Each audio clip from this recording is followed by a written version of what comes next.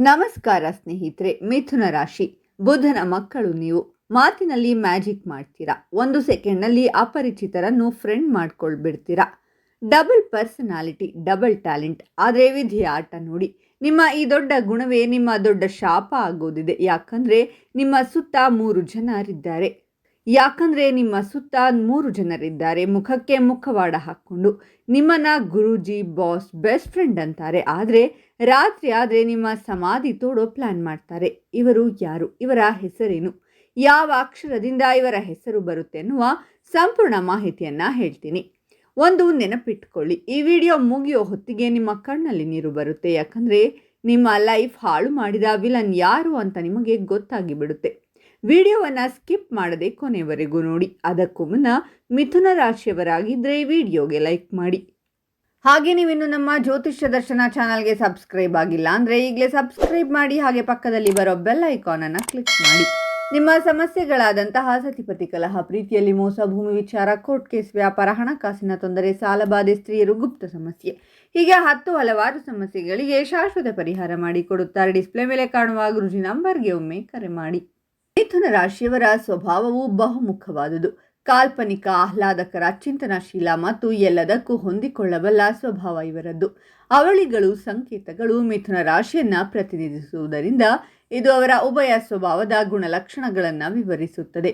ಇವರು ಪರಿಣಾಮಕಾರಿ ವ್ಯಕ್ತಿತ್ವವನ್ನು ಹೊಂದಿರುವವರಾಗಿರುತ್ತಾರೆ. ಇವರು ಬುದ್ಧಿವಂತಿಕೆ, ನ್ಯಾಯಯುತ ಹಾಗೂ ಮಾನವೀಯ ಸ್ವಭಾವವನ್ನು ಒಳಗೊಂಡವರು. ಇವರ ನಡವಳಿಕೆಯಿಂದಲೇ ಇತರರಿಗಿಂತ ಭಿನ್ನವಾಗಿರುತ್ತಾರೆ. ಇವರು ಇತರ ವ್ಯಕ್ತಿಗಳನ್ನು ನೋಡಿದಾಗಲೇ ಅವರ ಒಳ ಮನಸ್ಸನ್ನು ಅರ್ಥ ಮಾಡಿಕೊಳ್ಳುತ್ತಾರೆ. ಕೆಲವೊಮ್ಮೆ ಇದನ್ನು ದುರುಪಯೋಗಪಡಿಸಿಕೊಳ್ಳಲು ಬಹುದು. ಇವರು ಉತ್ತಮ ಸಂವಹನಕಾರರು, ಉತ್ತಮ ವಾಗ್ಮಿ ಹಾಗೂ ಹಾಸ್ಯ ಪ್ರವೃತ್ತಿಯವರು. ಇನ್ನು ಇವರ 3 ಶತ್ರುಗಳ ಬಗ್ಗೆ ತಿಳಿಯೋಣ. ಅದರಲ್ಲಿ ಮೊದಲನೇ ಶತ್ರು, ಇವನು ಜೇನು ಸವರಿದ ಚೂರಿ. ಇವನು ಬಂದಾಗ ಸ್ವರ್ಗಾನೇ ಧರೆಗಿಳಿಸ್ತಾನೆ. ನೀನು ಅಂದರೆ ನನಗೆ ದೇವರು ಕಣೋ, ನಾನು ಮಿಥುನ ರಾಶಿಯವನೇ ಅಂತಾನೆ.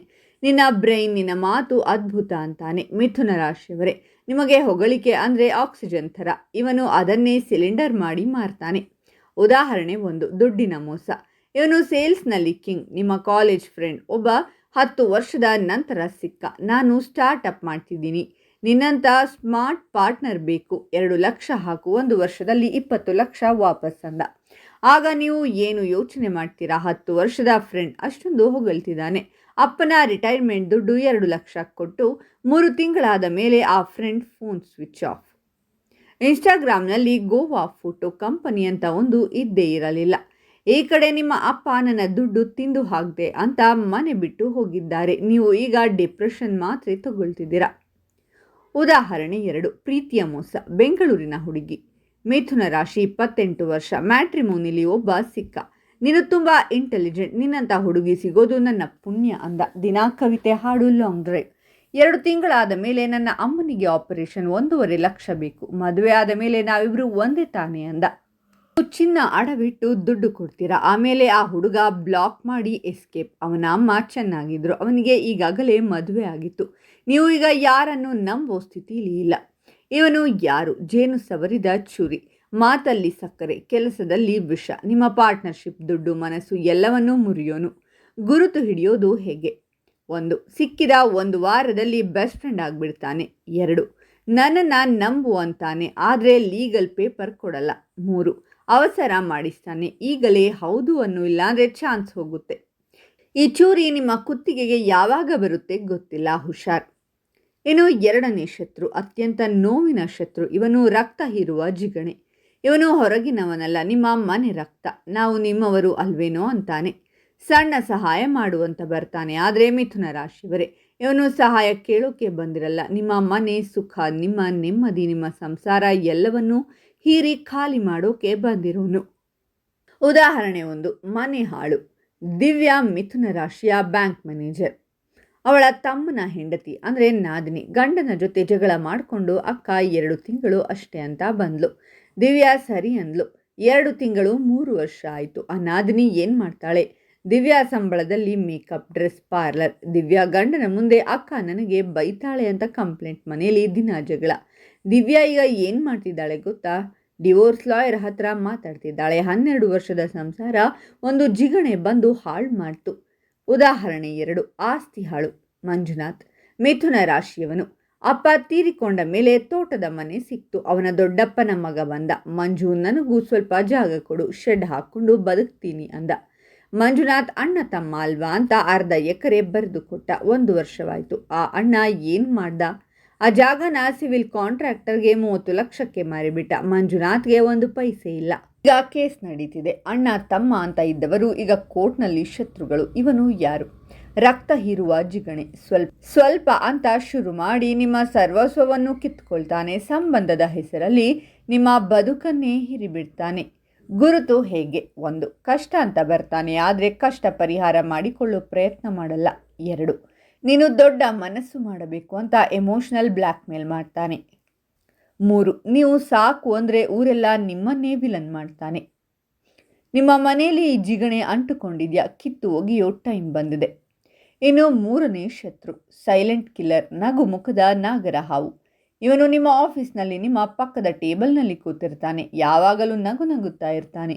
ನೀನು ನನ್ನ ಇನ್ಸ್ಪಿರೇಷನ್ ಕಣೋ ಅಂತಾನೆ. ನಿಮ್ಮ ಜೊತೆ ಸೆಲ್ಫಿ ತಗೊಂಡು ಸ್ಟೇಟಸ್ ಹಾಕ್ತಾನೆ. ಆದರೆ ಮಿಥುನ ರಾಶಿಯವರೇ, ನಗು ಮುಖದ ಹಿಂದೆ ವಿಷದ ಹಲ್ಲಿದೆ.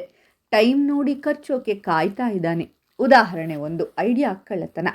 ಸಂತೋಷ್, ಮಿಥುನ ರಾಶಿ, ಅಡ್ವರ್ಟೈಸಿಂಗ್ ಕ್ರಿಯೇಟಿವ್ ಹೆಡ್. ಅವನ ಜೂನಿಯರ್ ಒಬ್ಬ ಸರ್ ಅಂತ ಹಿಂದೆ ಮುಂದೆ ತಿರುಗ್ತಿದ್ದ. ಸಂತೋಷ್ ತನ್ನ ಎಲ್ಲ ಕ್ರಿಯೇಟಿವ್ ಐಡಿಯಾ ಅವನ ಹತ್ರ ಶೇರ್ ಮಾಡ್ತಿದ್ದ.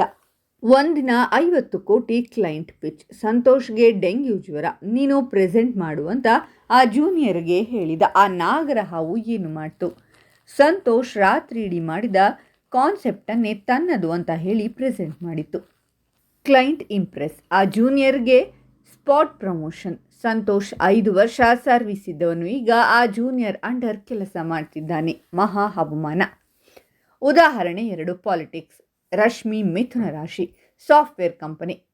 ಅವಳ ಟೀಮ್ ಮೇಟ್ ಒಬ್ಬಳು. ಇಬ್ಬರು ಬೆಸ್ಟ್ ಫ್ರೆಂಡ್ಸ್. ರಶ್ಮಿ ತನ್ನ ಪರ್ಸನಲ್ ಪ್ರಾಬ್ಲಮ್, ಗಂಡನಿಗೆ ಕೆಲಸ ಇಲ್ಲ, EMI ಕಟ್ಟೋಕೆ ಕಷ್ಟ ಎಲ್ಲ ಹೇಳಿಕೊಂಡಿದ್ಲು.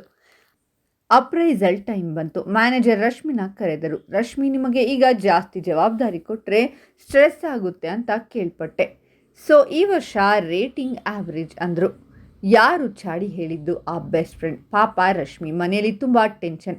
ಅವಳಿಗೆ ಈಗ ಪ್ರಮೋಷನ್ ಬೇಡ ಅಂತ ಮೇಲ್ ಹಾಕಿದ್ಲು. ರಶ್ಮಿ 2 ಲಕ್ಷ ಇಂಕ್ರಿಮೆಂಟ್ ಮಿಸ್ ಆಯಿತು. ಇವನು ಯಾರು?